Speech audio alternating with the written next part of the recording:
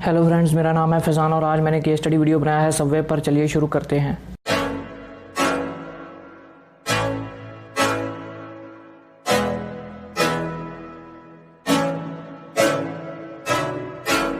Subway दुनिया की सबसे बड़ी fast food restaurant chain, more than 45,000 locations on the planet earth, 45,000 से ज़्यादा फ्रेंचाइजीज और आज 110 देशों में काम कर रहा है। यहाँ पर एक बात नोट कीजिए, मैकडोनल्ड्स 112 देशों में काम कर रहा है 38,000 फ्रेंचाइजीज के साथ, लेकिन सबवे 110 देशों में काम कर रहा है 45,000 से ज़्यादा फ्रेंचाइजीज के साथ। सबवे के फाउंडर फ्रेड डेलुका ने 1965 में महज 17 वर्ष की उम्र में अपने एक फैमिली फ्रेंड पीटर बक से $1,000 का लोन लिया और एक छोटी सी सैंडविच शॉप जिसका नाम पहले पीट सबवे था और बाद में सबवे हुआ वो खोला और आहिस्ता आहिस्ता ग्रो करते करते एक छोटी सी सैंडविच शॉप से आज ये कॉर्पोरेट जाइंट बन चुका है।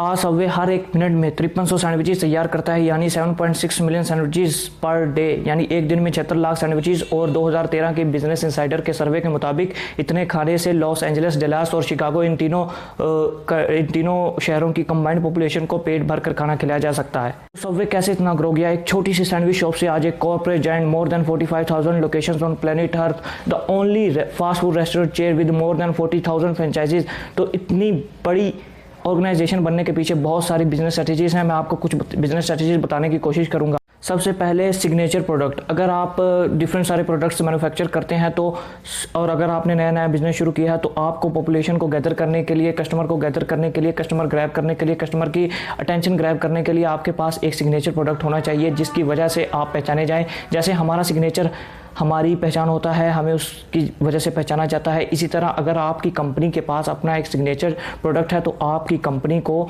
उसकी वजह से पॉपुलैरिटी मिलेगी और आपकी कंपनी को उसकी वजह से जाने जाएगा। इसी तरह सबवे ने जब शुरू में शुरुआत की थी तो वो एक सैंडविच शॉप था और उसकी जो सिग्नेचर डिश थी जिसकी वजह से लोगों ने उसको पसंद करना शुरू किया था वो था सैंडविच ही था, और उसे आज कहते हैं BMT sandwich. BMT stands for biggest, meatiest and tastiest. जैसे इस प्रोडक्ट के नेम में ही वो पॉपुलेशन की अटेंशन को गैदर कर रहे हैं। उन्होंने प्रोडक्ट के नेम में ही वो चीज़ डाल दी है जो ऑडियंस को चाहिए। ऑडियंस को फूड चाहिए, बिगेस्ट चाहिए, मेटिएस्ट चाहिए, टेस्टीएस्ट चाहिए। उन्होंने अपने प्रोडक्ट का नाम ही ये रख दिया अटेंशन ग्रैब करने के लिए, और इसी तरह सबवे का स्केल बढ़ना शुरू हुआ था।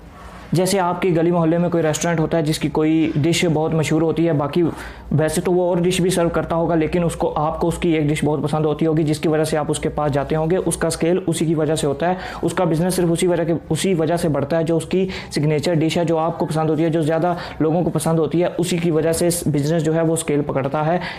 इसलिए आप बार बार वहाँ जाते हैं, अपने दोस्त को बताते हैं कि वो लस्सी बहुत अच्छी बनाता है, वो शवारमा बहुत अच्छा बनाता है, वो बर्गर बहुत अच्छा बनाता है। ये आपकी सिग्नेचर डिश होती है और ये आपके बिजनेस को स्केल अप करने में बहुत मदद करती है। अगली स्ट्रेटजी है ऑडियंस चॉइस। अगर आप कोई बिजनेस कर रहे हैं और आप कोई प्रोडक्ट तैयार करते हैं तो आप ये मत सोचें कि मैंने पब्लिक को क्या देना है, आप ये सोचें कि पब्लिक को क्या चाहिए।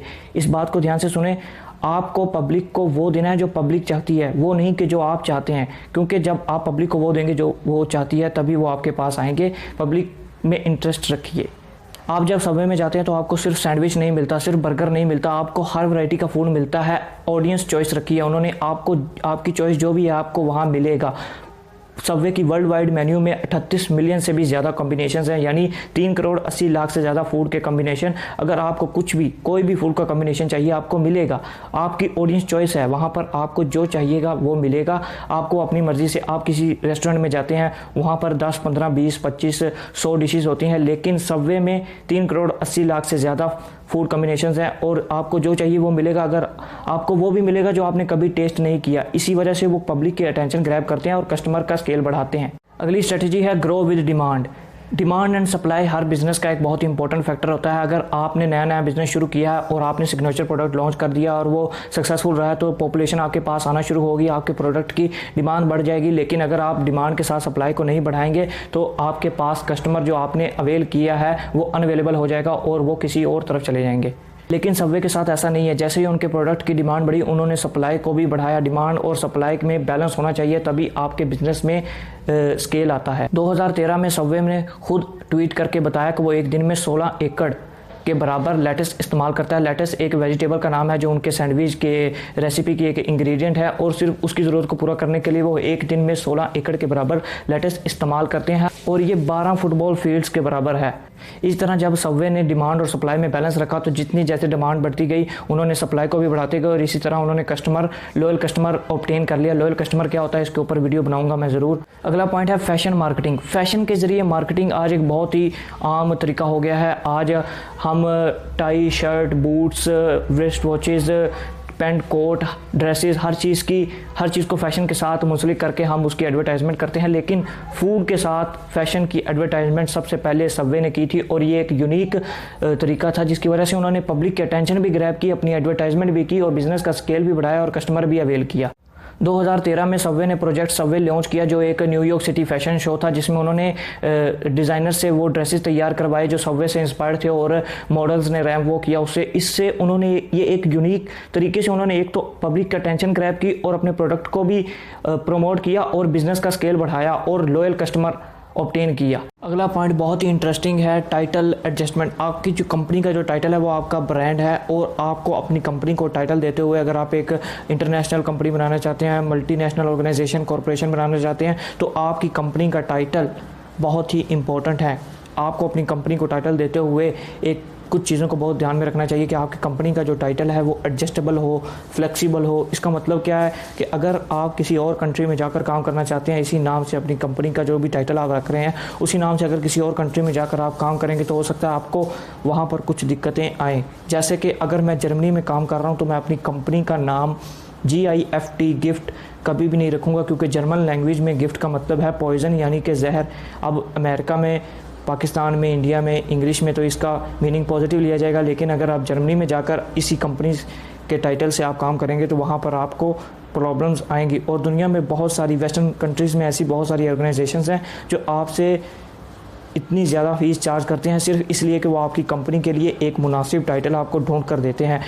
अब आप ये सोचें कि दुनिया में सबसे ज़्यादा सबवे जो है वो फूड सेल करता है, उनका जो प्रोडक्ट है वो फूड है, सैंडविच है, बर्गर है और बहुत सारी चीज़ें। अब आप ये सोचें कि दुनिया में सबसे ज़्यादा फूड कंजम्पशन कौन सा कंट्री करता है। ऑब्वियसली जिस कंट्री की पॉपुलेशन सबसे ज़्यादा है, चाइना, वही पूरी दुनिया में सबसे ज़्यादा फूड कंज्यूम करता है।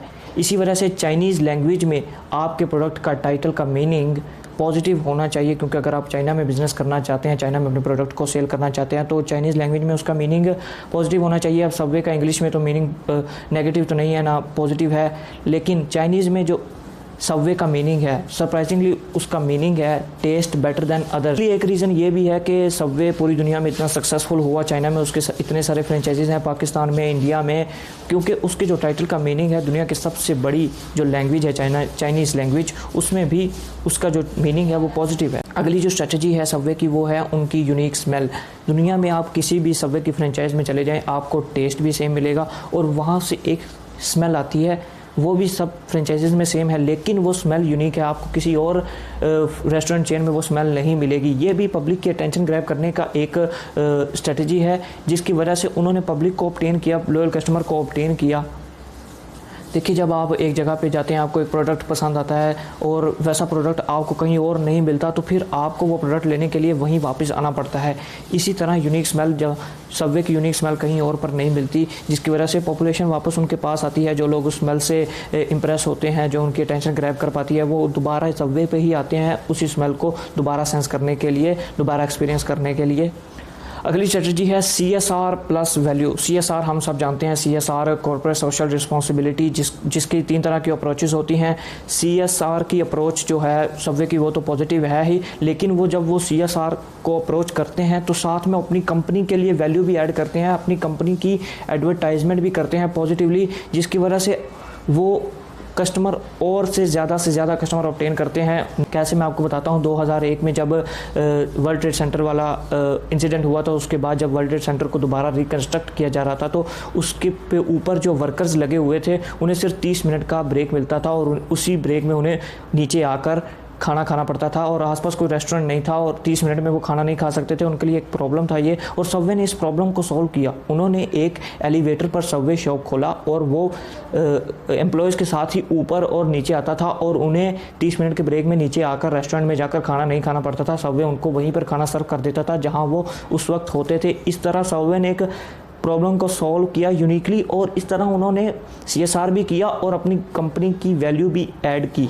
उसमें वैल्यू ऐड की, जिसकी वजह से लोगों ने उन्हें पसंद किया और उन्होंने लॉयल कस्टमर ऑब्टेन किया।